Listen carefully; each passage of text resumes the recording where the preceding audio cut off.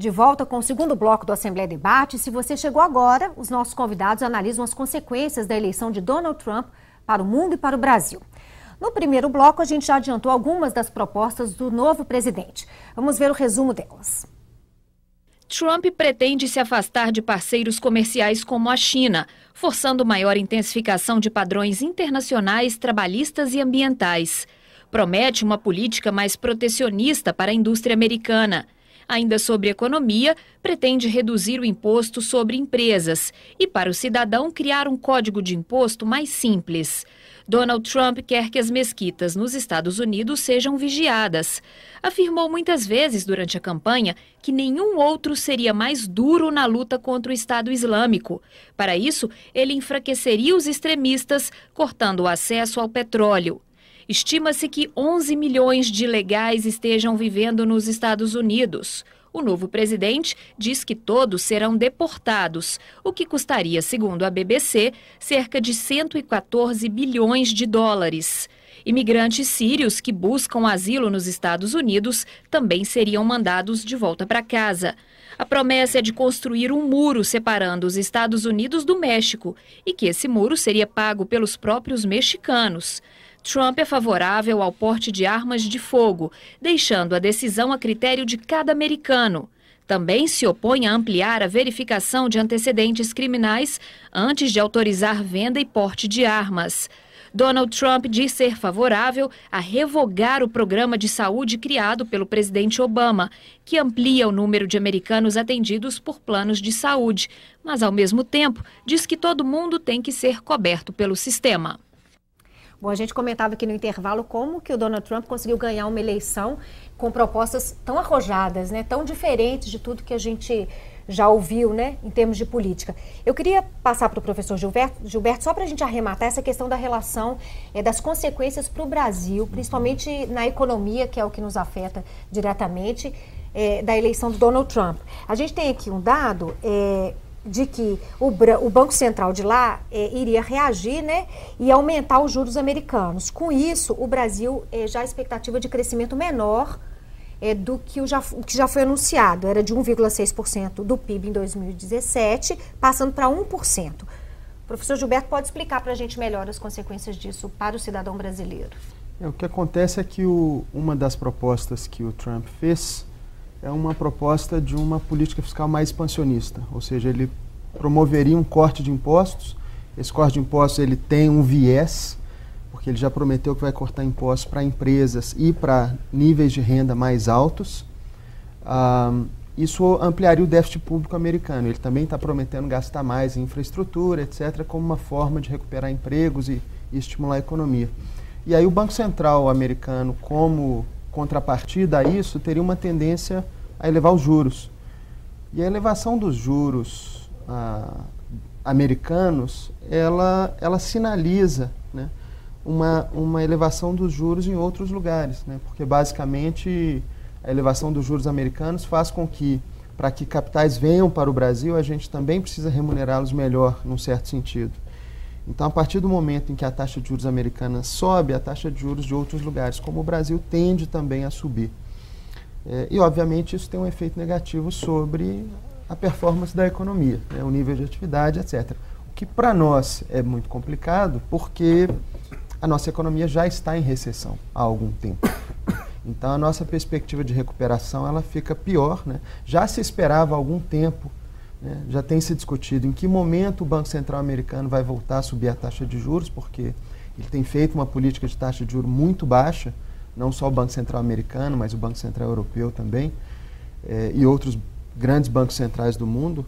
Né? E parece então que a partir do momento em que você entra com uma política fiscal mais agressiva, como o Trump está pensando em fazer, esse momento de elevação dos juros americanos vai chegar. E essa elevação do juro americano vai repercutir no juro brasileiro e, portanto, na nossa capacidade de crescer. Então, essa previsão do mercado já feita aqui, de que a gente tende a crescer menos e tende a ter um juro mais alto, ela é uma resposta exatamente a esses primeiros anúncios de política macroeconômica do Trump. Em relação à política internacional, professor Deidson, você falou que a gente ainda teria que arrematar mais alguma consequência. O que o senhor destacaria? Não, eu acho que o Oswaldo foi muito feliz ao levantar o tema da desarticulação entre o interno e o externo. Isso é grave, né? Isso é sério. A gente assistiu, nesta semana que passou, a um jornalista da grande imprensa comercial e, portanto, me parece não comprometido de antemão com nenhuma perspectiva ou visão de mundo, estou me referindo ao Kennedy Alencar, dizer que o Brasil deveria, sim, voltar à política externa que teve com Lula, que me pareceu muito arrojado, né? Absolutamente surpreendente esse tipo de visão, né? Porque no entendimento do Kennedy, o Brasil se alinhou aos Estados Unidos no momento errado. Tem um problema de timing na política externa do Temer e do Serra, sério. Justamente quando os Estados Unidos começam a se voltar para dentro, a adotar o protecionismo, não é? A repelir, em certo sentido, a América Latina, e o México, nomeadamente, o Brasil se oferece para ser um parceiro preferencial, não é? Não era o momento. Talvez, de fato, as alianças mais ao sul, China, Índia, Rússia, possam ser mais promissoras. Eu também tenho esse entendimento de que buscar os Estados Unidos agora talvez não seja o mais rentável para a política externa brasileira. Bom, o professor citou a questão do México, né? Existe a possibilidade aí da construção do tal muro. Eu queria um comentário aqui do professor Davi em relação a essa questão de construir um muro entre o México e os Estados Unidos e ainda que os mexicanos pagassem pelo muro, né? O que me pareceu uma coisa totalmente absurda. Será possível que ele fará isso? No discurso de campanha ele promete a construção desse muro. A própria Hillary Clinton, ela disse em alguns momentos também, eu acho que até como uma forma de se contrapor e transferir parcela da simpatia para ela, também diz que algumas localidades precisariam de um muro, ou também uma vedação, né, ao longo, a fronteira ali são mais de 3.000 quilômetros, mas já existe um projeto de mais tempo de colocar essa vedação, seja por cerca, seja por muro. Só que existem problemas de ordem prática para a imposição desse muro. A gente está falando de uma fronteira longa de mais de 3.200 quilômetros. Nós estamos falando de uma fronteira que vai passar por vários territórios privados, terras privadas, território que vai passar por reservas naturais, território que vai passar por uma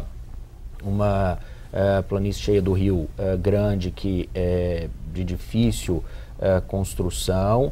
Então a gente tem vários fatores aí que vão impedir essa construção.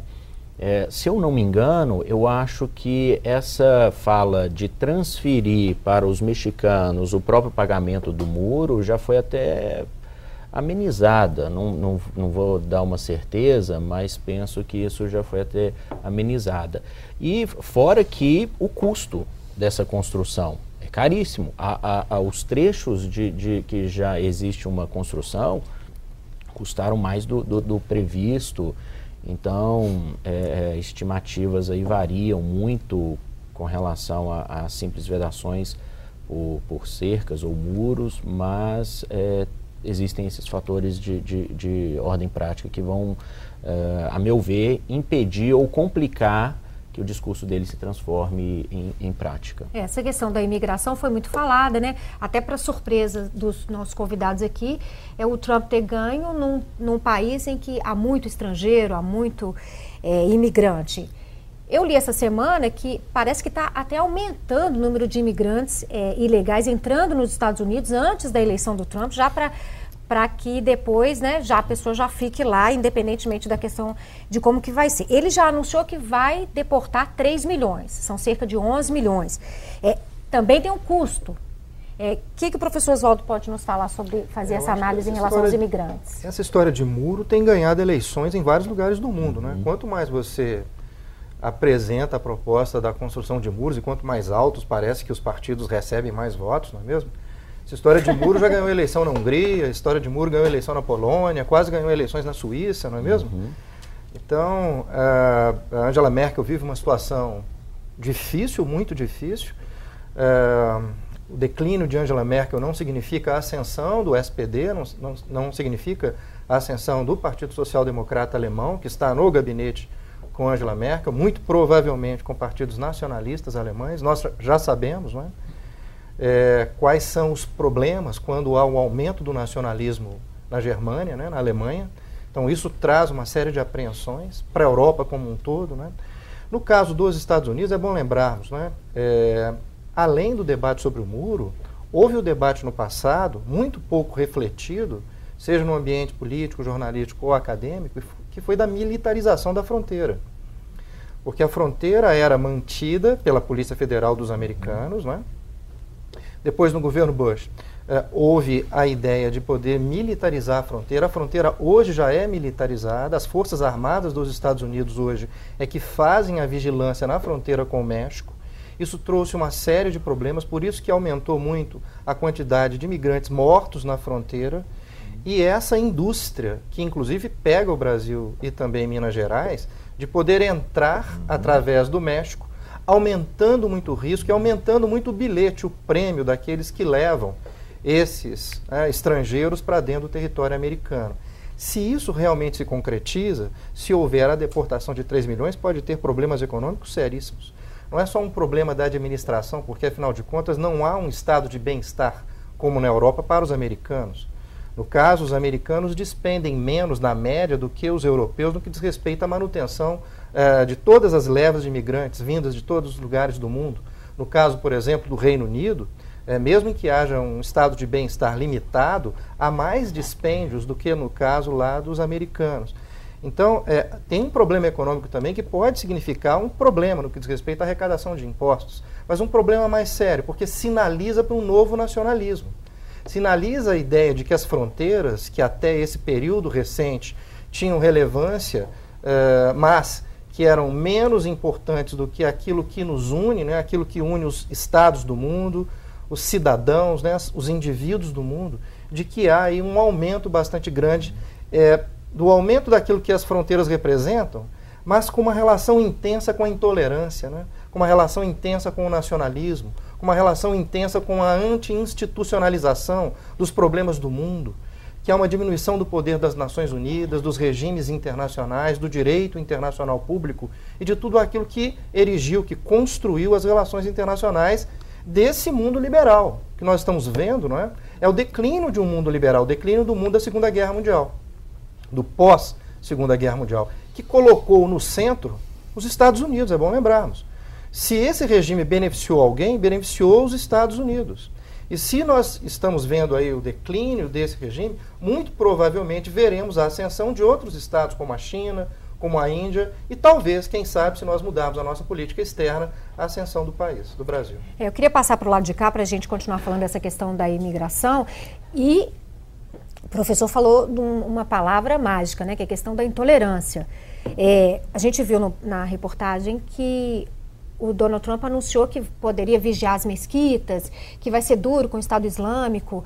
Nessa questão de imigração, os muçulmanos podem, assim, sofrer muito, né? E são pessoas de bem, nós não estamos falando de terroristas, né? Estamos falando de famílias que moram lá, que se estabeleceram lá, que produzem também para os Estados Unidos. O que eu acho nesse caso aí é que o Trump está alimentando um tipo de discurso que tem um apelo muito fácil nesse momento, né?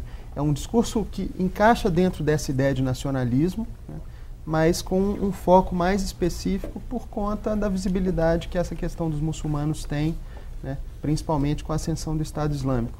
E aí eu só queria chamar a atenção para o fato de que a gente está vivendo hoje, né, aquilo que se chama de uma crise econômica mundial que começou em 2008 e que muita gente fez paralelo com a Grande Depressão dos anos 30, né?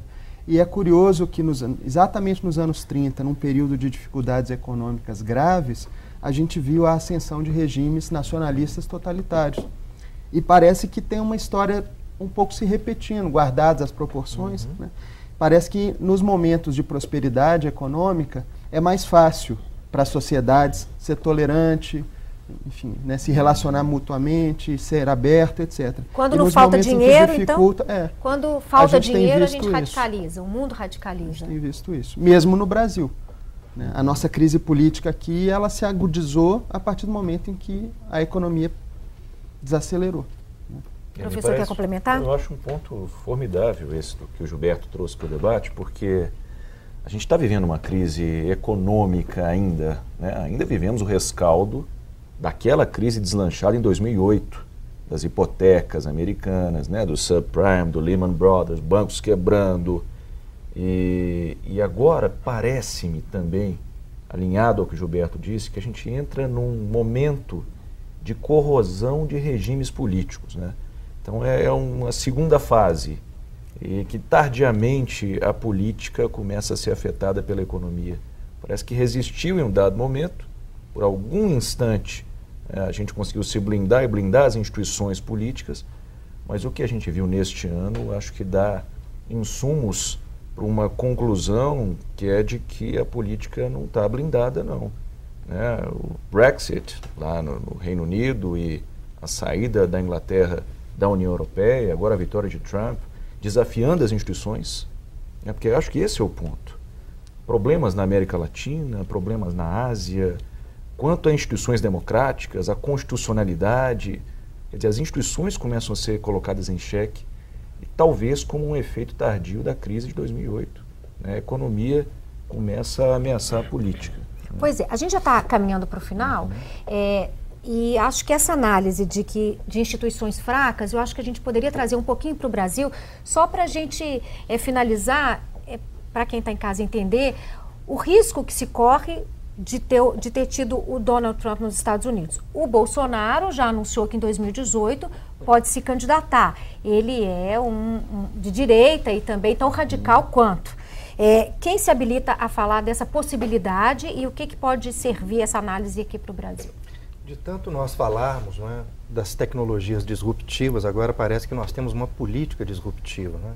Uma política que busca, claro, né, se confrontar à antiga maneira de se postar, da esquerda e da direita. Todos esses setores da política tradicional comprometidos com as instituições, em larga medida, comprometidos também com certo equilíbrio na economia, comprometidos com o livre comércio, comprometidos com a lógica de manutenção do capitalismo no plano internacional, da mesma forma também que a manutenção de uma maneira de distribuição de poder como a gente viu no pós-Segunda Guerra. Essas coisas todas estão hoje em risco, como o professor Davidson disse. Não só em risco para a política, mas do tipo de organização do mundo político como nós desenhamos no passado. Essa ideia do cidadão se relacionando com o Estado e produzindo políticas públicas a partir daquilo que tem a ver com o interesse público, aparentemente é uma ideia que está em grande pressão, não só nos Estados Unidos, mas em outros lugares do mundo. Porque muito provavelmente na Europa também nós veremos políticos que tenderão ou a seguir esse tipo de política disruptiva, ou eventualmente a afrontar, mas aí nós temos que ver que tipo de desenho político europeu nós teremos para poder se colocar contrário a esse tipo de lógica. Porque esse tipo de política que fala no fígado do indivíduo e não na razão do indivíduo, isso que está discutindo aspectos que estão relacionados à renda, não à democracia, aquilo que tem a ver com a manutenção da vida das pessoas em um momento de grande transição, pode gerar políticos como, por exemplo, o Bolsonaro no Brasil. Eu não descarto a viabilidade da campanha ou da candidatura de Bolsonaro no Brasil, em associação, é claro, com outros setores que poderiam utilizar Bolsonaro como uma espécie de trampolim. Lembramos que é bom lembrar de que o Bolsonaro acaba de sair do PSC. Ele busca um partido político. É claro que ele não busca um partido pequeno, um partido nanico. Ele está buscando um grande partido que possa abrigar um projeto, uma candidatura de direita, de extrema direita no Brasil, com esse sentido disruptivo, como ele observa, no caso, também nos Estados Unidos e em vários países europeus. Para finalizar, professor Davi, o senhor está tão pessimista quanto o professor Oswaldo? Bom, com relação à possibilidade de campanha, eu até acredito que ele vá ser, sim, um dos candidatos para 2018, Porém, eu não creio que o Brasil ainda esteja numa onda isolacionista, nacionalista, como outros lugares do mundo, que levaram a uma campanha pró-Brexit, por exemplo, lá com Trump, França e outros estados.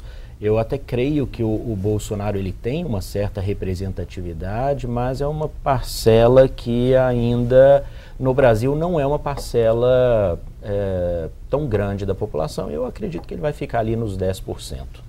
Tá bom. Bom, infelizmente eu gostaria de ter feito um programa mais positivo, né? Mas as perspectivas aí depois da eleição do Donald Trump não são muito positivas.